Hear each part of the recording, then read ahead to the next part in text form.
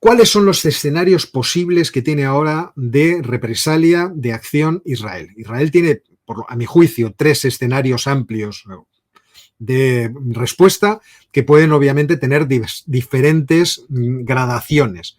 Israel puede intentar ataques de mayor intensidad o de menor intensidad. El del primero ya hablábamos esta mañana, es el ataque a la isla de Har, que es el punto de exportación de petróleo más importante que tiene Irán. El 90% del petróleo iraní sale precisamente de esta isla. Cantidad de petróleo, yo decía esta mañana que es el 20% del petróleo que sale por el Golfo Pérsico, me equivoqué, es el 10%, ahí se me fue la boca, pero en cualquier caso se podría considerar por parte de los israelíes un ataque que desactive, que desarbole las capacidades de exportación de petróleo de los iraníes. A esto los iraníes han respondido que ellos inmediatamente atacarían las refinerías y las instalaciones de exportación de petróleo de todos los países que están en el Golfo Pérsico. A mí me parece una posición difícil, entiendo que podrían atacar los de Arabia Saudita, pero me parece difícil que atacaran Qatar o Emiratos, porque ahora mismo están en buenas relaciones. Qatar incluso comparte bolsas de gas que están debajo del Golfo Pérsico con Irán, pero bueno, esta podría ser una posibilidad. Pero esa posibilidad todos sabemos que a los Estados Unidos y a los aliados de Israel no les gustaría. ¿Por qué? Hemos vivido la subida del precio del petróleo de ayer, fijaos esa subida en vertical, luego lo que ha pasado a lo largo de esta jornada, que ha seguido subiendo, y yo creo que los mercados se han convencido de que los israelíes no van a querer atacar los objetivos petrolíferos de Irán, precisamente porque eso pondría al mundo en términos económicos patas arriba. Vete a saber si lo harán. Pero planteadlo de esta forma. Por el Golfo Pérsico, es decir, por el estrecho de Hormuz, salen aproximadamente cada día entre 17 y 18 millones de barriles diarios, que son el 20% del petróleo que se mueve en el mundo al día. Si se cierra eso, el impacto inmediato sobre el mercado sería brutal. Habría que buscar, oye, ¿quién nos puede proporcionar esa cantidad de petróleo? Y está claro que los Estados Unidos no tienen capacidad de poner tanta cantidad de petróleo en el mercado. Tenemos a Venezuela, que es el país que tiene las mayores reservas, con una capacidad de extracción, refino y exportación muy limitada por culpa de las sanciones de Estados Unidos. Es cierto que Estados Unidos ha dado permisos a Chevron y a Exxon para que sigan colaborando con la industria petrolífera venezolana, con PDVSA, para sacar ese petróleo, pero por ahí poco habría que rascar. Arabia Saudita lo intentaría, pero si le bombardean sus capacidades, Arabia Saudita dependería del oleoducto East-West, que va desde el Golfo Pérsico hasta el Mar Rojo, pero que tiene una capacidad, la última vez que yo lo vi, como de 5 millones de barriles diarios, y dudo mucho que sean capaces de llegar a esa capacidad. Por lo tanto, por esa vía, Arabia Saudita no sería capaz de exportar más petróleo, aunque tenga unas reservas enormes de lo que puede exportar en la actualidad, sino que exportaría menos por un presumible ataque de Irán. ¿Y Rusia? ¿Rusia produciría más?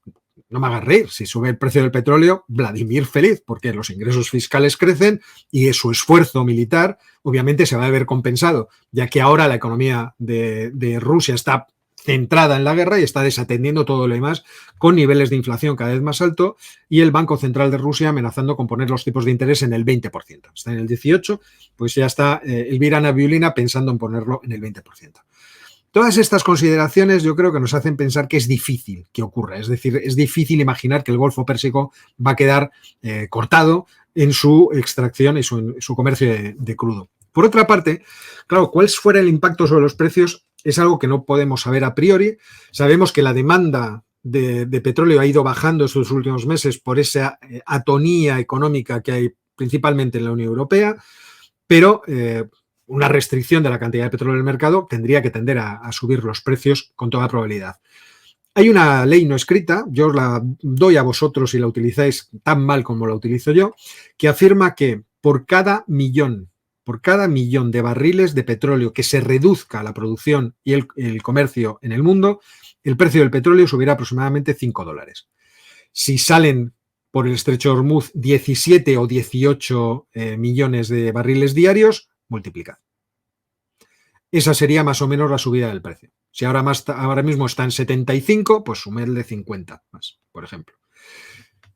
No estaría mal, ¿verdad? Entonces sería una cosa interesante. Entonces, desde ese punto de vista entiendo que este objetivo no va a ser el objetivo que van a tener en la cabeza los israelíes.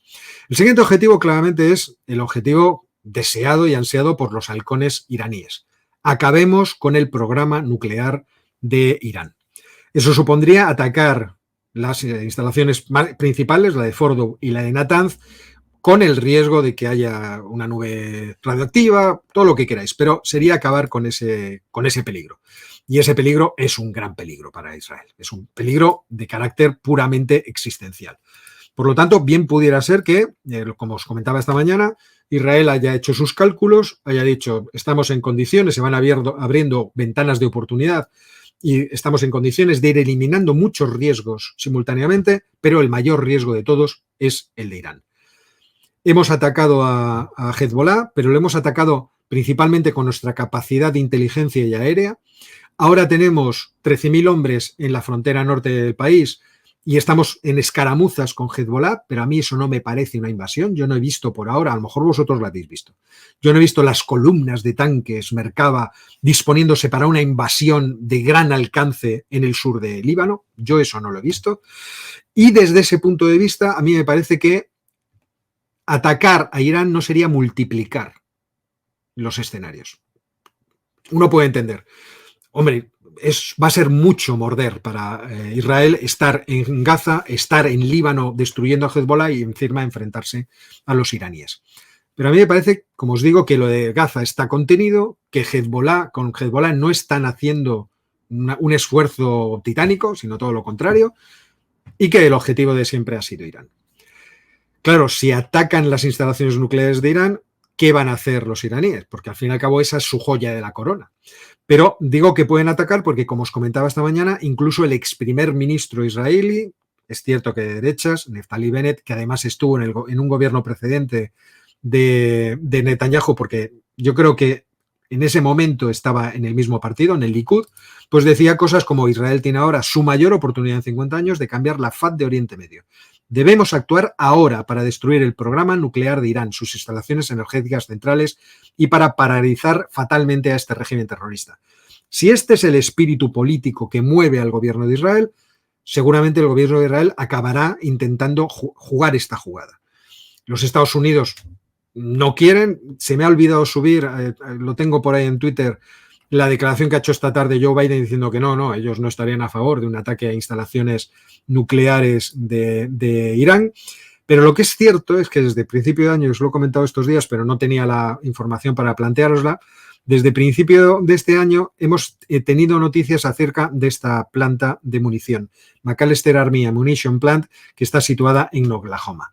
¿Qué interés tiene esta preciosa planta? Pues en esta preciosa planta se está produciendo el Massive Ordnance Penetrator, una bomba de poco peso, 14.600 kilos, diseñada para atacar instalaciones subterráneas fuertemente protegidas, ya sean estas las de Irán o ya sean estas las de Corea del Norte. Por lo tanto, se está pensando en instalaciones nucleares subterráneas.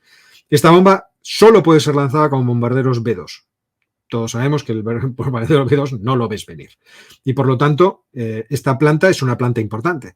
¿Cuántas bombas puede llegar a producir de este modelo, el Massive Ordnance Penetrator, esta empresa? Pues se calcula que 8 bombas por mes. En mayo estaban pensando que para mediados de año ya estarían en capacidad de producir y de hecho ya hicieron en junio una prueba de descarga de refuerzos. Yo no sé si esta traducción es correcta. De si tenemos que empezar a funcionar a tope, podemos funcionar a tope, y tuvieron éxito. Por lo tanto, desde ese punto de vista, entiendo que en términos tecnológicos, de capacidad, Israel puede, si los Estados Unidos le dieran los medios, destruir esas centrales nucleares subterráneas y todas aquellas instalaciones nucleares subterráneas que tengan los iraníes. ¿Por qué querrían hacerlo? Pues querrían hacerlo si sospechan que está cerca el momento en que Irán puede conseguir la bomba atómica. Yo el otro día os comentaba, pues más o menos con cálculos un poco burdos, cómo está el asunto.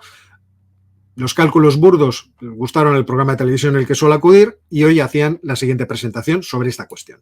Ana Cuesta, ¿qué sabemos de ese plan nuclear iraní que lo que quiere es uranio enriquecido para fabricar bombas nucleares y amenazar con ellas a Israel. Vamos, Antonio, con la información que ha trascendido, que no es toda la que nos gustaría.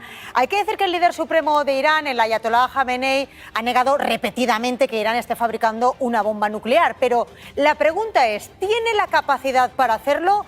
Aquí la clave está en el uranio enriquecido. Según el último informe del Organismo Internacional de Energía Atómica, esto es lo que ahora mismo tiene Irán, 142 kilos de uranio enriquecido al 60%. ¿Es mucho, poco, suficiente? Bueno, los expertos apuntan a que se necesita como mínimo 20 kilos de uranio enriquecido al 90% para poder armar una bomba nuclear. Por tanto, necesitaríamos el doble de esa cantidad, 42 kilos de ese uranio enriquecido al 60% para obtener la cantidad necesaria para fabricar esa bomba. Si miramos eso que ahora mismo tiene Irán, podrían fabricar, por tanto, entre 2 o 3 bombas nucleares. En cualquier caso, es difícil saber si lo está haciendo. El Organismo Internacional de la Energía Atómica explica que Irán veta la entrada de algunos de sus inspectores en las instalaciones, plantas como estas que tenemos aquí en ese país, en Irán, donde estos cilindros que están ahí arriba son los que se usan para centrifugar el uranio para poder enriquecerlo. Y eso, que no puedan entrar esos vigilantes, dificulta la capacidad de verificar si Irán puede o está fabricando una bomba atómica. Además, es que no solo es la bomba, también hay dudas sobre si Irán dispone de la técnica, del mecanismo, Antonio, para poder detonar ya esa bomba en caso de tenerla. Óscar Vara. Bueno, este peligro es una de las grandes obsesiones de Israel y de sus servicios de inteligencia. Vamos a ver, cómo desactivar, cómo retrasar, cómo entorpecer ese proyecto de bomba atómica en Irán. Irán ha prometido muchas veces borrar del mapa a Israel. Entiendo que Israel tenga una obsesión precisamente con esa cuestión. También es cierto que muchas veces se ha presumido por parte de los que apoyan a Irán y de la propia Irán que el líder supremo de la revolución, Ali Khamenei, había emitido una fatua afirmando que la construcción de una bomba atómica, incluso de armas químicas o de armas de destrucción masiva, era algo prohibido por el Islam y que ellos nunca lo iniciarían. Pero muchos responsables de la Guardia Revolucionaria Islámica han advertido que, según las circunstancias, ellos reconsiderarían lógicamente esa política, porque esto es una cuestión al final de defensa del país. Y sí, yo creo que hay también la obsesión por parte de Israel, de quitarse de en medio esa amenaza permanente, la amenaza de que pudiera su más terrible enemigo, su más hostil enemigo, poder tener esa herramienta. Y es por eso que ahora vemos cómo se abren paulatinamente ventanas de oportunidad en las cuales un gobierno en concreto de Israel, especialmente radical, con Benjamin Netanyahu al frente, pero también con una alianza basada en partidos especialmente radicales, pudiera ver esta oportunidad como el momento para intentarlo. Bueno, pues esto es lo que comentábamos esta mañana en televisión y que entiendo que, bueno, pues marca una posibilidad, que es la posibilidad política. O sea, nosotros podemos entender que eso tiene muchas dificultades, que puede producir muchos efectos no queridos, que puede producir muchos desastres, pero si la voluntad política del gobierno de Israel es que este es el momento de solucionar un problema que les ha tenido preocupados y sin dormir durante tanto tiempo, y en el que tanto las derechas como las izquierdas han estado de acuerdo en que debían intervenir en el caso de que Irán consiguiese una bomba atómica, pues podemos encontrarnos con que esta, aunque es una alternativa especialmente peligrosa, fuera el camino que tomará Israel. Ya veremos si esto es así o no es así. Porque es cierto que Israel tiene una alternativa adicional, es decir, no solamente tiene el objetivo o la posibilidad de atacar los intereses económicos de Irán, no solamente tiene la alternativa de atacar las instalaciones nucleares, sino que también tiene la alternativa de atacar directamente a la Guardia Revolucionaria Islámica en sus acuartelamientos. Es decir, una alternativa muy clara, es decir, bueno, vamos a ver dónde tienen realmente concentradas las posibilidades de atacarnos con misiles de diverso tipo, donde tienen concentradas sus virtudes militares, por así decirlo. Bueno, pues vamos a atacarles ahí, vamos a tratar de desarbolar en lo que se pueda la potencia militar que tiene la Guardia Revolucionaria Islámica. Yo entiendo que esto es muy difícil, pero ya lo hemos visto, por ejemplo, en la guerra de Ucrania. Rusia bombardea permanentemente y, sin embargo, los ucranianos han seguido ingeniándoselas para poder llevar todos los todos los suministros militares y todos los artefactos militares que le da Occidente para llegar directamente al frente y luchar contra los rusos. Me parecería complicado, complejo el que ese tipo de maniobra desestabilizara completamente el régimen de los ayatolás, pero podría hacerles mucho daño y sería también una medida, en cierto modo, testimonial. Igual que Irán le demuestra a Israel cuál es su capacidad de atacarle, Israel puede optar por demostrarle a Irán cuál es su capacidad de atacarle. Y entonces en esas dos demostraciones pues llegaríamos otra vez a una situación de statu quo como la que han estado viviendo estos dos países durante todo este proceso de la guerra en Gaza, en la cual hemos visto muy claramente que ninguno de los dos estaba deseando la escalada.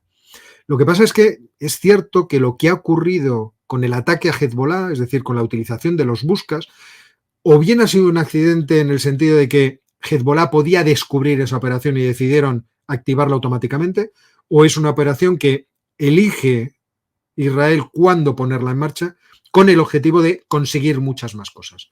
Si eso es así, entonces ya veríamos si la demostración que pueden poner en marcha los israelíes sería para demostrar capacidad, desplegar la cola del pavo real o no.